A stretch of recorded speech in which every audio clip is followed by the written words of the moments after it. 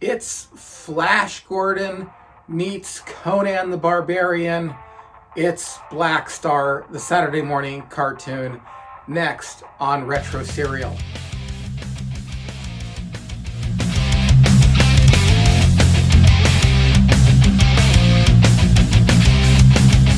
Hey everyone, welcome to Retro Serial. I'm your host, DNC.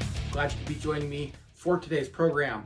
On today's program, we're going to be talking about some interesting facts about one of my all-time favorite Saturday morning cartoons, and that is Blackstar. But before we get into those interesting facts, would you do me the honor of subscribing to my channel? It would mean the world to me. And while you're at it, hit that thumbs up button. If you want to go a few steps further, you can hit the bell notification so that you don't miss a single episode, and hit the share button as well. That way you can share all the great content that you're receiving here on Retro Serial. Also, if you want to go even another step further, you can hit the links below to both my Patreon page and my Buy Me a Coffee page if you're willing to part with some of your hard-earned cash to make all of my wildest YouTube dreams come true. Now, with that out of the way, let's get into some interesting facts about Blackstar. Fact number one, we're going to talk a little bit about the theme of the show and the backstory. Blackstar follows the adventures of John Blackstar, an astronaut who was swept onto the planet Sagar via a black hole. While on this planet, he is rescued by the Trobbits. Yes, Trobbits. They are neither hobbits nor trolls, and probably for some legal reasons, they are combined to be called Trobbits. The Trobbits and the entire planet Sagar is being ruled by an evil dictator named Overlord. What does John Blackstar decide to do? Well, take up the cause against this evil Overlord. Blackstar does not have to fight the evil Overlord alone. No, he has some companions that help him in his battle. First off, there is the elf-like shape-shifting creature called Clone, and also a sorceress who can do some pretty cool magical stuff called Mara. With these two, he rides his trusted steed called Warlock, who is a dragon-type creature.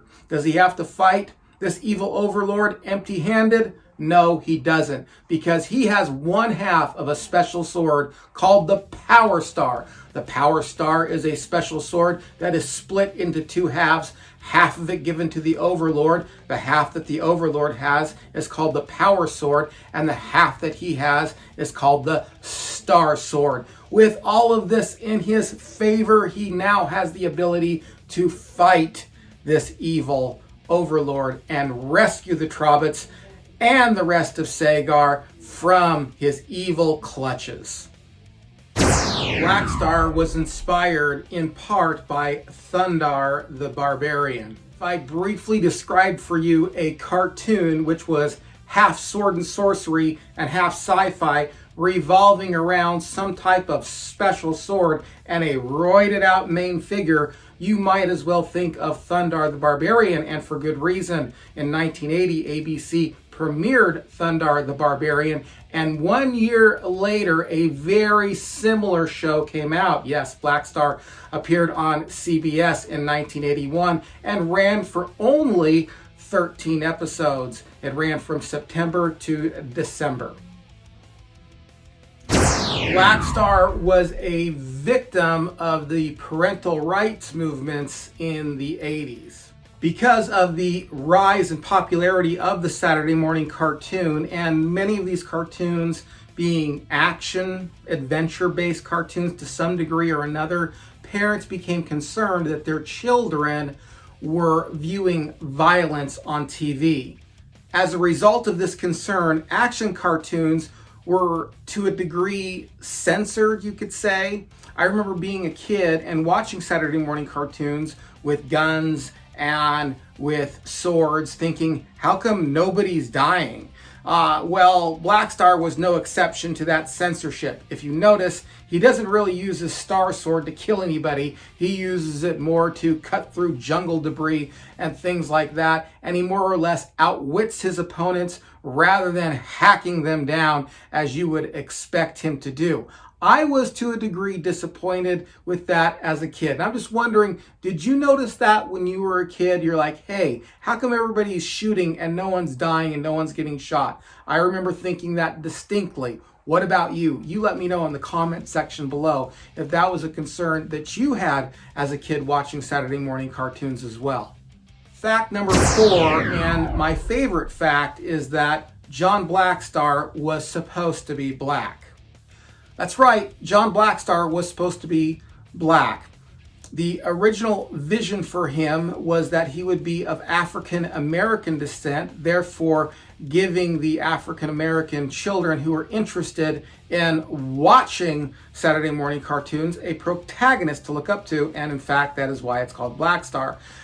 But for some reason, CBS thought that America at large was not ready for a black protagonist, space adventurer, main guy. And so, as you can tell, if you watch Blackstar, he's not white, he's not black, he's somewhat medium brown. He actually looks Native American to some degree. This ambiguity is purposeful. They originally wanted him black. CBS said no, and so they decided to make him this kind of medium brown to where you couldn't really tell his ethnicity. And finally, Blackstar owes a bit of revival to He-Man. If you're a fan of sword and sorcery cartoons, you know that He-Man takes a lot of its cues from Blackstar, especially if you have an ear to the ground on these kinds of issues. There's the whole sword that gets split into two, and half of it goes to Skeletor and half of it goes to He-Man. Well, that's kind of similar to Blackstar and the Star Sword being split in half, or the Power Sword being split in half, and half of it going to the Overlord and half of it going to John Blackstar. But who really stole from whom is a matter of debate. I mean, obviously Blackstar borrowed from several different genres and several different ideas itself. So is this really stealing, or are these just kind of shared concepts repackaged and put into new ideas and new cartoons and new formats? Well, I'll let you decide. One thing that's not disputed, though, is that He-Man was way more popular than Blackstar was. In fact, Masters of the Universe was so popular that 2 years after Blackstar was taken off the air, Filmation began to rebroadcast those episodes. Now, they never made any new episodes, but they began to rebroadcast those same 13 episodes. And the Masters of the Universe toy set was so popular that Galoob put out their own line of Blackstar action figures. Did you have any of those action figures?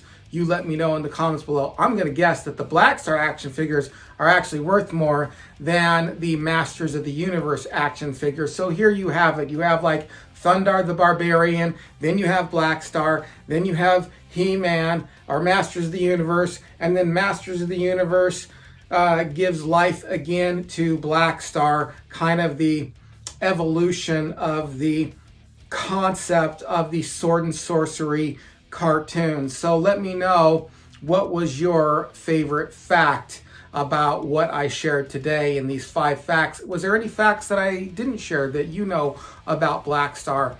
Let me know in the comments section below. Do you think Masters of the Universe ripped off a little too much of Blackstar? Do you think Blackstar owes it to Masters of the Universe because it revived the Blackstar franchise? Well, I'll let you again battle it out in the comments below. Also, while you're at it, please hit the like button, hit the share button, hit the notification bell. What else? Oh, the subscribe button. That's the important thing also. And if you're willing to part with some of your hard-earned cash, please follow the links below. I will link there in both my Patreon page and my Buy Me a Coffee page. And until we talk again, let's stay retro, everyone.